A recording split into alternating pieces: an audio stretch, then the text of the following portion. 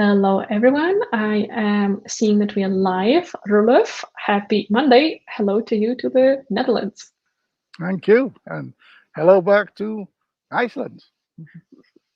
Yeah, from gray place to sunny place and back. We're, we're lucky. We're lucky today. Yeah.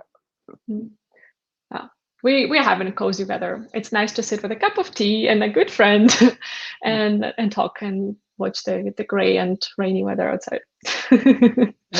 So today we're And going to talk about stressed leaders. Yeah, sorry, you wanted to say something. yeah, before anyone goes there, if anybody's been following this, I want to point people to my new title, which I kind of stole from Anna, who's been a mind shifter. And I was feeling kind of really, low down because she had a great title and I had none.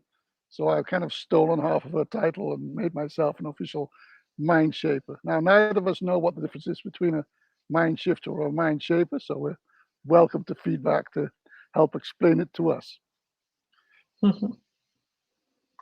What did you put into that um, shaper, and how do you define your title? Let's start with yours. Good. Okay. So I think I have a tendency to sort of not is more to do than to be. And I mean with that I'm often trying to figure out how to change people's not their actions, uh, Mm. but their perceptions. Mm. And if I think about you, I think you're a much more do kind of type who are really strong in getting stuff done, and your natural flow might be trying to people directly change people's actions. Maybe it's just Mm. since you put me on the spot to come up with something, this is what I'll this is what I'll throw up in the air.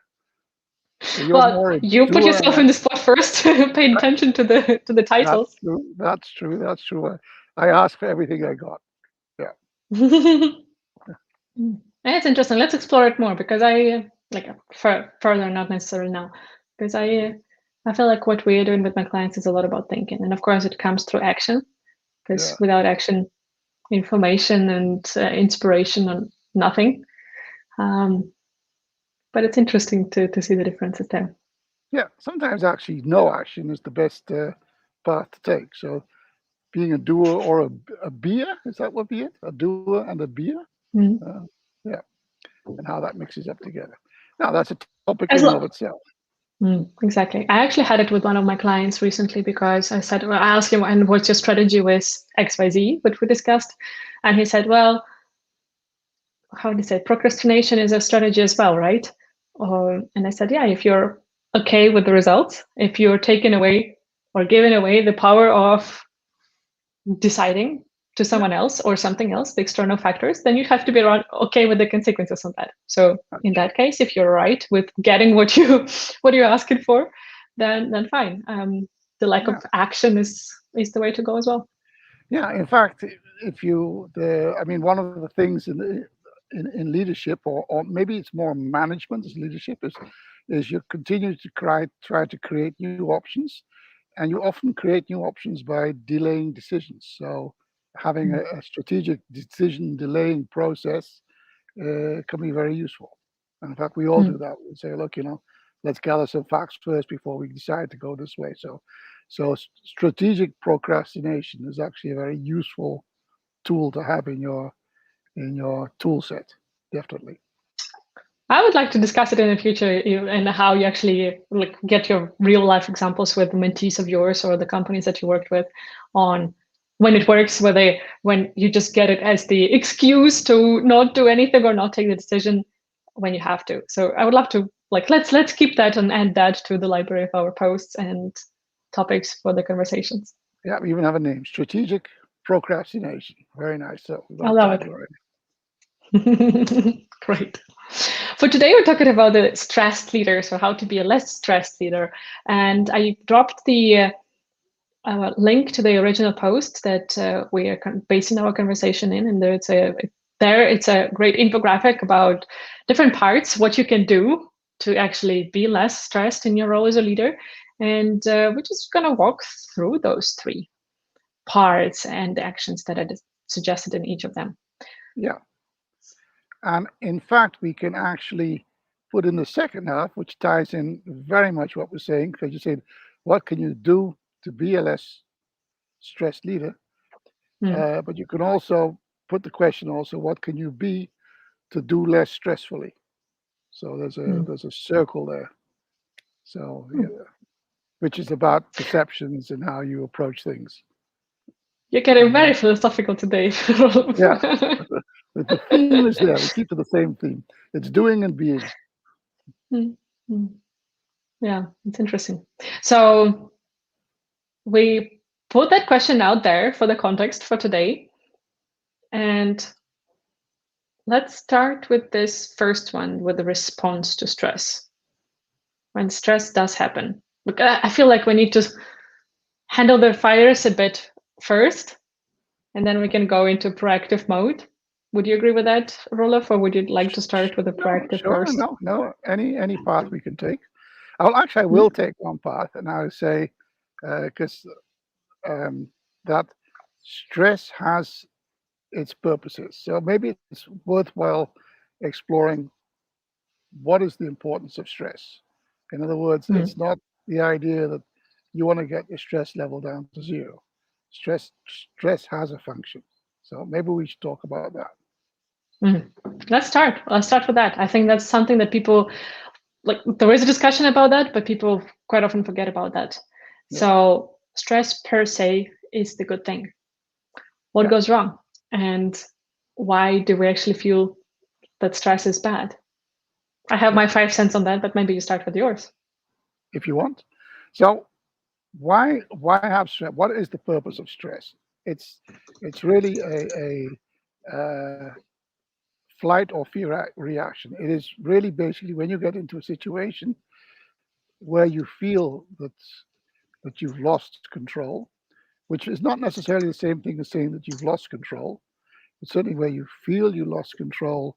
What happens is, and this is typically, of course, 10,000 years ago or 100,000 years ago, those were often situations that were dangerous, physically dangerous. And what happens is your body takes on a certain dynamic, and it actually what happens is so it prepares you to handle that situation as best you can. And one of the things is that it can help you. It creates an enormous focus. So you become completely focused on handling the situation at hand, which also, by the way, is the exact effect of that is that you get tunnel vision. So you don't see things happening around you. You lose sensitivity to your environment. You miss signals, and all of that is because you're highly focused on whatever is on hand, and you're highly focused on de-risking that particular situation. So your body and your mind is really absolutely focused on de-risking some situation. That is a very valuable feature if you, in fact, you are running a major risk. So if you're in a situation that can lead to a car accident, you absolutely want to have stress, and you want to have lots of stress because you absolutely want to be that your body and mind is 100% focused on how do I avoid this accident. So you're not concerned whether whether your dashboard is clean or whether there are mud stripes on the car. All of those things go away. You're not concerned whether if your hair is properly combed. So if you have the accident, you get out looking tidily. All those things fall away. So you're absolutely 100% focused. So it's to understand that those situations, you want stress and you want lots of it. So we're not talking about having no stress, uh, but what we're talking about is having stress in relation to the situation at hand. So I think that's a good framing of discussion. Yeah. I'll let you. I love your example as well about the car, because it just makes it so clear what we're talking about. And if we talk about the nature of stress, that has been one of the ways that made us survive or helped us survive, right? But what has gone wrong is really that we have taken that from the savannah, where those stressful situations were islands in our being or in our life, to now having or creating those islands that just became a continuous stripe of land, so to say, in the peaceful sea. And that is the problem with the stress, that stress is good per se when you have the rest afterwards and some kind of time and capacity for recovering. It's the same with athletes, for example. For them, their time of rest is just as valuable, if not more valuable, than their training to become good at their sports. So an interesting thing here is that, because we have it, and I'm going to sort of shift the discussion here, or shape it, depends out, is that we're looking at the a lot of discussion goes about how do I de-stress, and there are many things that you can do. Talk about de-stress. I mean, the post that we had really talks about a number of ways to de-stress. The genuine, and I think also even from a leadership viewpoint, the genuine property to have is not to stress in the first place. So it's how to avoid getting stressed, not how do I reduce levels of stress, but why can I ensure that I don't stress in the first place? And that is really the most, in fact, in any situation, really, to be honest, where you have a situation where there's a lot of stress, it's people who aren't stressed are the ones who have and in fact, both. If you can always have a situation where everybody's okay, and one person starts to stress out, and they bring the rest along with them. That is often the case. It's contagious. It's very, very contagious. And again, for a very good reason. If one person, thinking back on the savannah, and one person has signaled or think there's danger, it's in evolutionary best interest that everybody thinks that.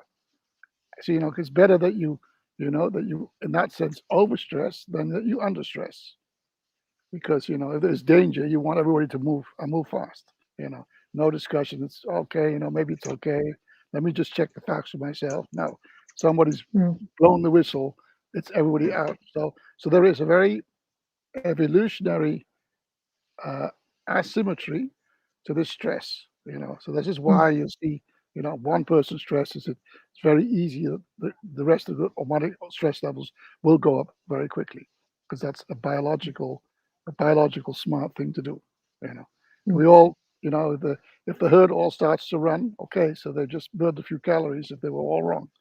If they didn't run and they were wrong, then somebody's going down. That's kind of to realize. So there's a genuine asymmetry to that. So stressing is a lot easier, or biologically a lot easier to do than ensuring that no stress takes place in the first place. So having said that, it is a fact that, so if you don't stress, particularly in your position of influence, not authority, not power, but influence, people also latch onto that very much. If you're not stressed, so the best way. So in other words, it's not about a leader giving signals about how to de-stress. How to ensure that they themselves. The only way that works is they themselves demonstrate that they're not stressing in a particular situation, and it's learning to be that, and to learn how do I not stress. That's the important leadership characteristic above anything else. Okay, so. And that has to do with, I would twist here a bit, learn what to stress about, right? Because as a leaders, or people in the positions of influence, we do have the situations when we do need to stress and show to the others around us that, okay, this is something super important. We need to get the tunnel vision, zip ourselves up, and focus on this now. 100%. 100% agree. So this is where we need to stress. Is exactly that. So you're quite right. It's understanding those situations where you genuinely should be stressing, where you genuinely exactly that should be putting up a tunnel vision. So we need to solve this now. That is it. When that is actually, then you're calling for a stress situation, which is very good, because if there's genuine danger to the company for some reason, you want to make that clear that we need to solve this. This is, and that could be things like um, that lack of customer support. You come into a mm, situation and you see, basically some customer is needs some kind of service, and that's been put at the back of the queue. It's not being taken seriously. It's not top of somebody's mind. It's sort of floating around. You know, you as the leader said, Signal, this is a genuine risk to the company, so I will handle it as such, and that means I want stress. I want this solved, and I want this solved now. This is not a mm, priority thing. It'll go. It needs to be solved. It needs to be solved now. So you're quite right. It's about defining what a genuine stress, and actually what are genuine danger moments, because the mm, stress is meant to solve a dangerous situation. It's meant to de-risk a dangerous situation. So mm, leadership is about understanding um, what are dangerous situations and being aware of that. So that's interesting. That's a kind of nice. And mm, actually, another nice visual of that is skiing. I ski quite a bit. I'm a reasonably good skier, and separate to the fact that that I learn techniques and I can ski well, perhaps the um, most important skill I have. And by the way, the same applies exactly to sailing. I'm a mediocre sailor. I do a bit of sailing. It's exactly the same thing. It's about recognizing dangerous situations upfront before mm, you get into them.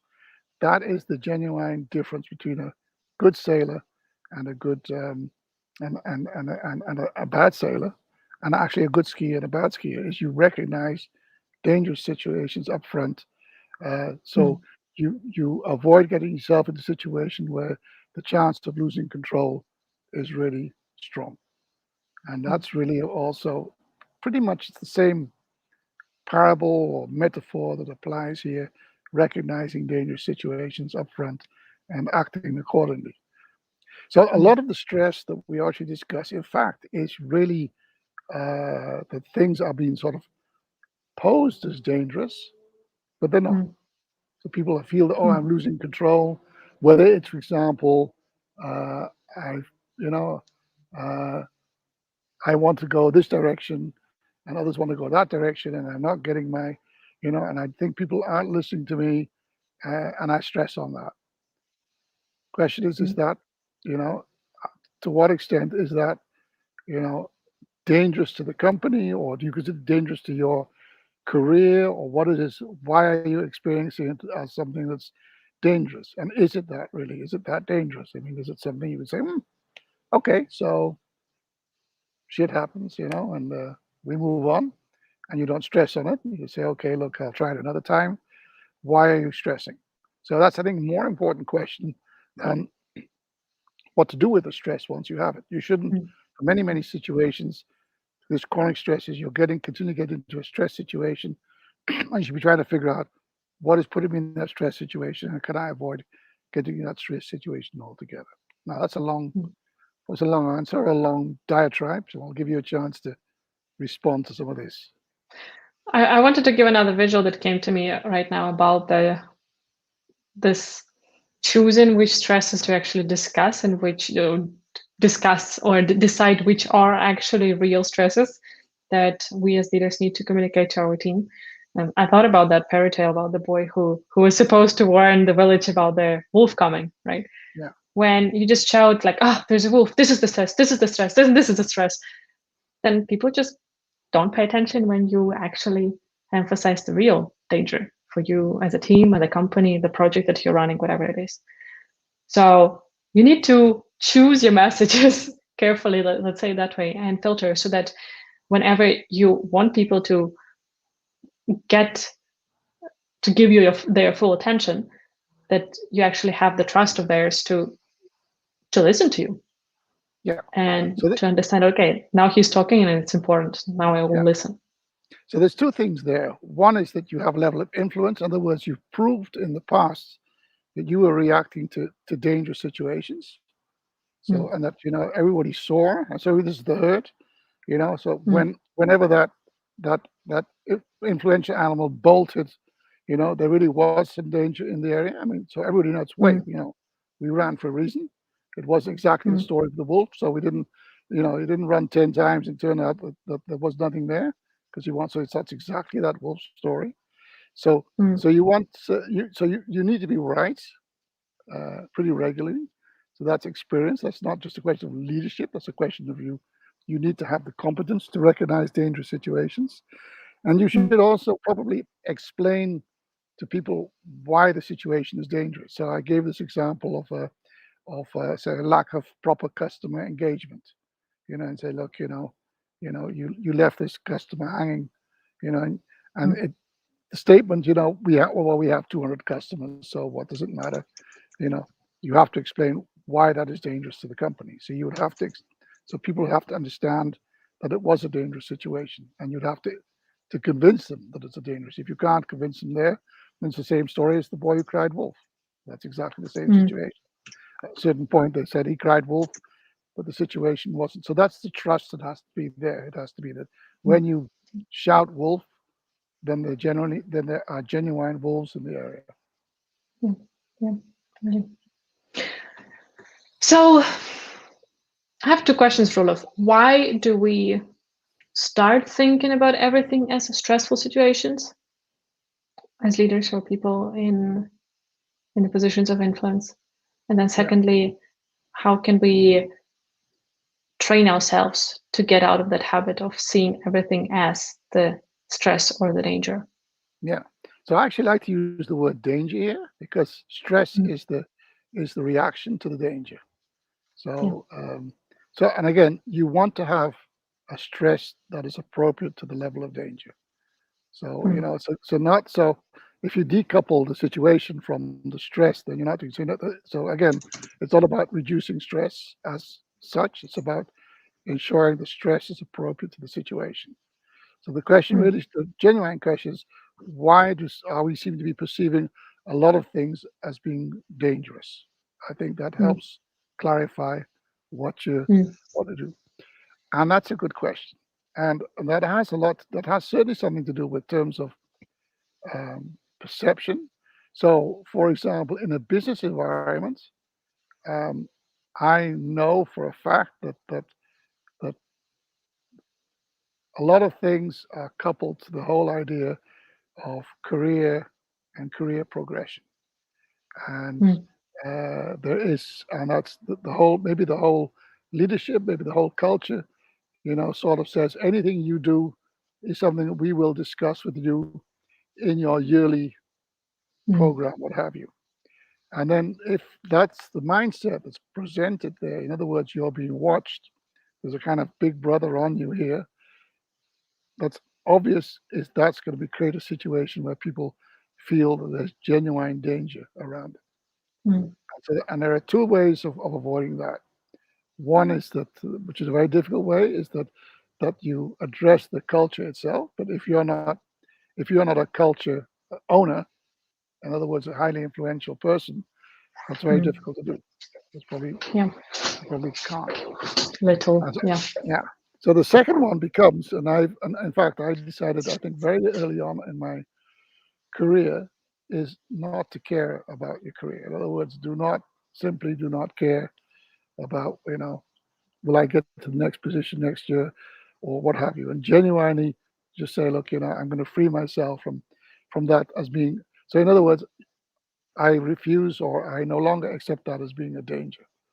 So, Mm. and that's something that you control yourself.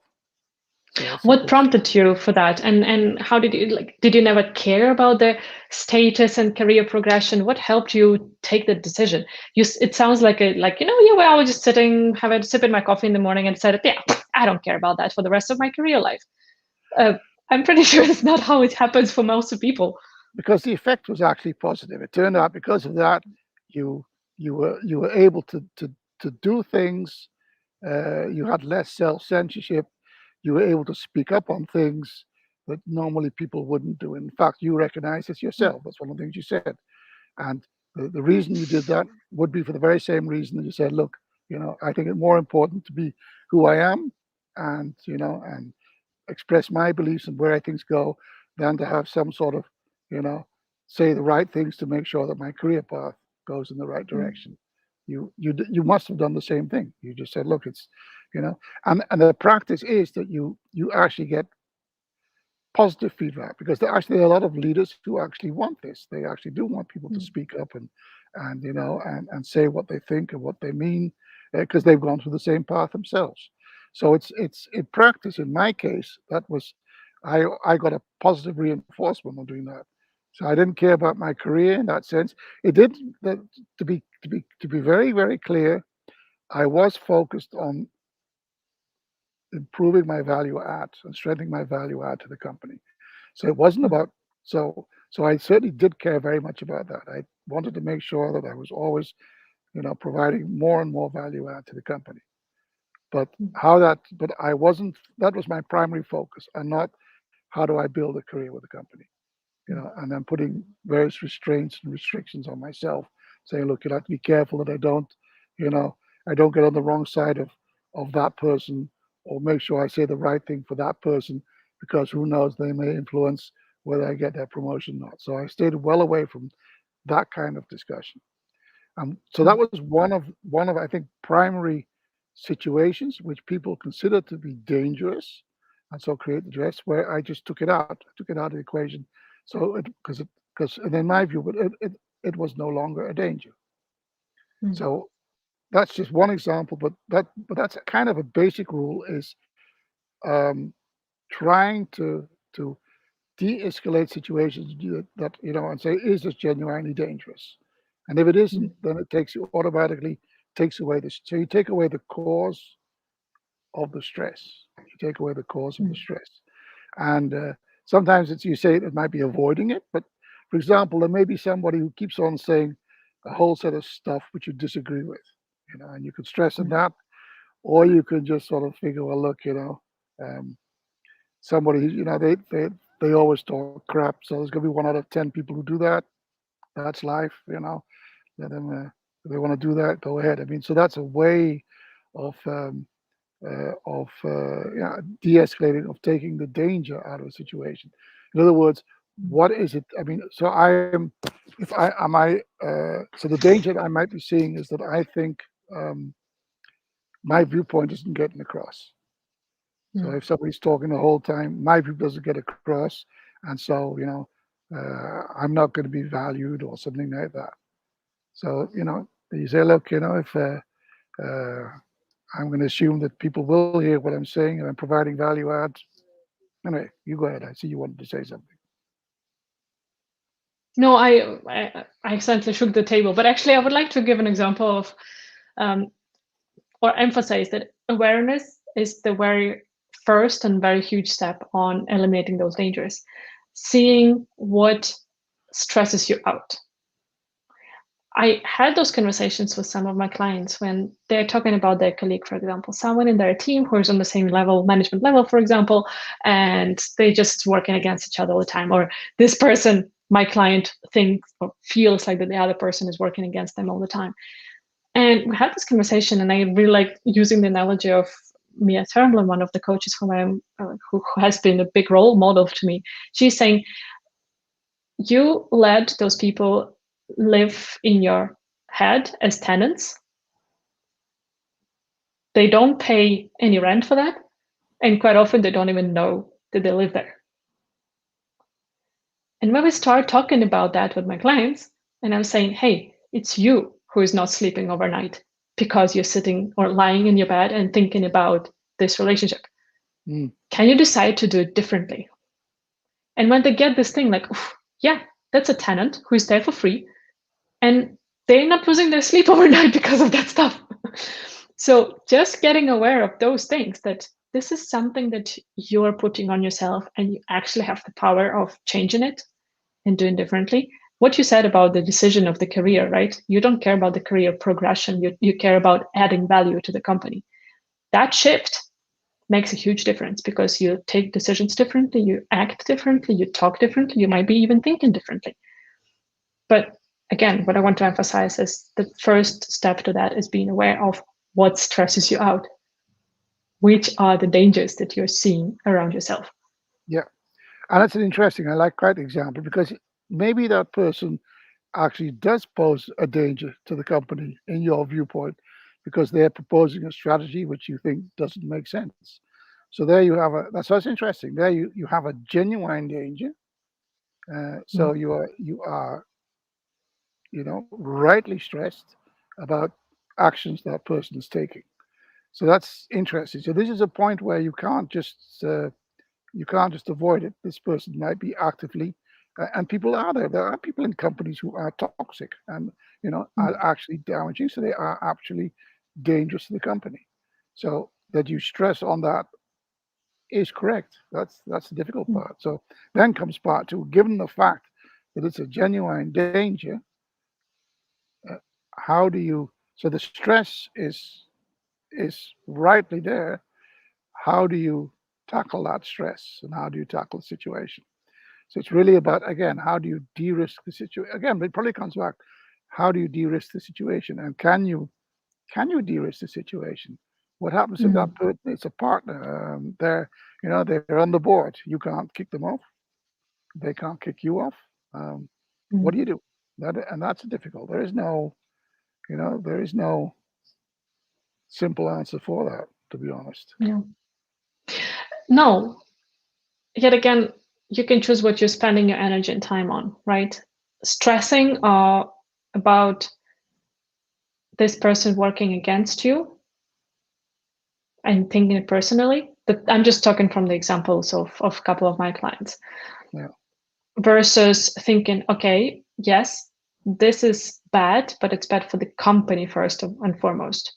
It's not against me. It's something on that person's side that is not functioning and that affects people around. And cool. then you can start instead of just sitting and thinking, oh my God, I'm being attacked, and trying to protect yourself that way, you go into a bit of a contraattack mode by actually solving the problem or trying to solve the problem instead of hiding under the rock because you're stressed and you don't see the way out of it. Yeah, yeah. So it certainly helps if you disassociate that. So if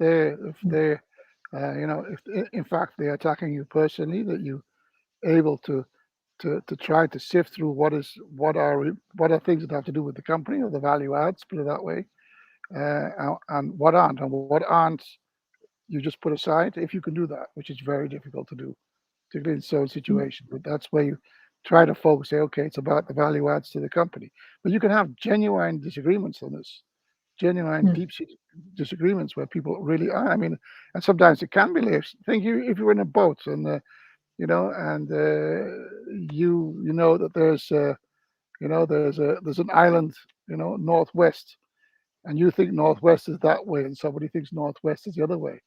That's a genuine battle, where a mm, compromise doesn't work.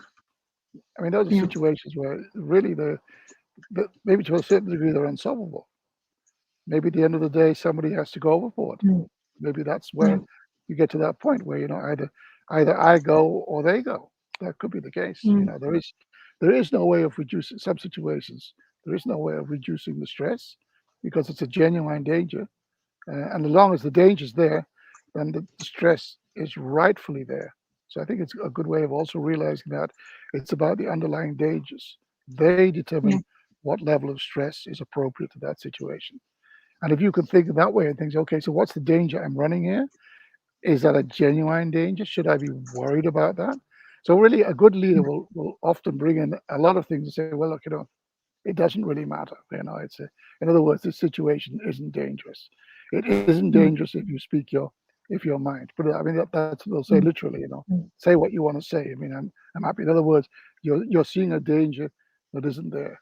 So a lot of things that mm, leaders do is trying to remove a lot of pseudo dangers in order to make mm, sure that a genuine danger, try to make sure people identify genuine dangers, and then they can react, to give the appropriate stress level. Because I mm, think a lot of these things about this de-stressing and that doesn't recognize this link. They just talk about the stress, but if you forget the context, it's just up in the air. If you reduce your stress, so in other words, telling if there's a lion just outside, the door there, and you're a zebra, telling mm, telling the zebra then that they shouldn't stress so much is not the appropriate. not the No. appropriate reaction at all. So this No. danger stress, you cannot break that link. Mm. So, what are the other things that you would like to highlight in this conversation on de-stressing, dissociating the stress and the danger? What should we leave our viewers with today? What do you think, Roloff? Look at the dangers first is the message, Mm, and really determine whether it's appropriate to bring something to the danger. Things that you can de-risk and say this is actually isn't that dangerous. Once you mm, recognize that, then your stress level will drop of its own accord. mm, And of course, the other thing is also, what are the genuine dangers? mm, A genuine danger. Just a good example of a genuine danger is we have in Western society we have enormous amount of heart disease and smoking, mm, of course. I mean, genuine dangers. But I mean, are you stressing in that terms of what you're eating or not eating? Are you taking the appropriate steps for that, or do you not recognize those? So I mean, so we do both. We mm, don't act on genuine dangers, which, for example, this case, it's because it's a long-term chronological danger. mm, We're not built as animals we are to recognize that and to act on it. mm. We only react to short-term, very, as I said, the lion that turns up, we all take a Yeah. sprint. But in fact, most of us die not because we get attacked by a lion, but because of these Mm, long-term chronological dangers. It's just a different world in that sense, which makes it mm, difficult also. But it's mm, about recognizing danger and stressing or having the focus, because again, stress is a form of focus, and then mm, showing the appropriate focus on tackling that danger. And mm. I think the thing's only thing I can say. I would like to ask you about one last thing. On the infographic that kind of inspired this conversation today, they also suggest having a personal board of directors. So some kind of support team who are helping you Yeah, get through the stress and navigate what is the yeah, real danger, and then how yeah, to eliminate the others. yeah. We both are big supporters of mentorship, right? So would you like to talk a bit about mentors or creating this kind of board of directors for you personally to better navigate stress? Whether um, I mean, I mean, that's an excellent idea. I don't know if that's what you're referring to, but you certainly, if people can help you understand, or you can validate what you consider genuine dangerous situations, whether people see that, or they can help you de-risk the situation. I mean, it's Mm, almost like if you're a skier uh, you want to be in the company of very good skiers. Same story, because they will point out the dangers to you uh, faster than you would see themselves, or other way around. Sometimes they'll say, look, it's fine, it's not dangerous, so go there, because it's soft snow. If you fall, if it's an icy patch, that's a different story, but it's great snow today, so falling isn't that dangerous, so by all means go there. So having a group of people who can help you de-risk the situation, or mm, rejudge the situation. In other words, it's either it's de-risking of a dangerous situation, or it's finding out that the situation isn't dangerous in the first place, or that it is mm, dangerous. So certainly having people help you validate that, who understand that, makes a hell of a lot of sense. So by all means, people should talk about that and say, "Well, do it. Is this a danger?" And then comes a mm, discussion, I think, um, perhaps how to de-risk it and how to reduce your stress.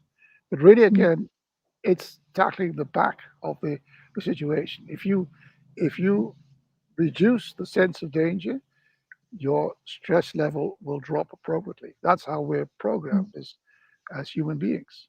So again, just dropping the stress without tackling the underlying perceived danger doesn't make mm, that much sense, because you will find yourself stressing as you always did, and rightly so, because mm. that's the way we've been programmed. It's been a survival technique for us for hundreds of Mm. thousands of years.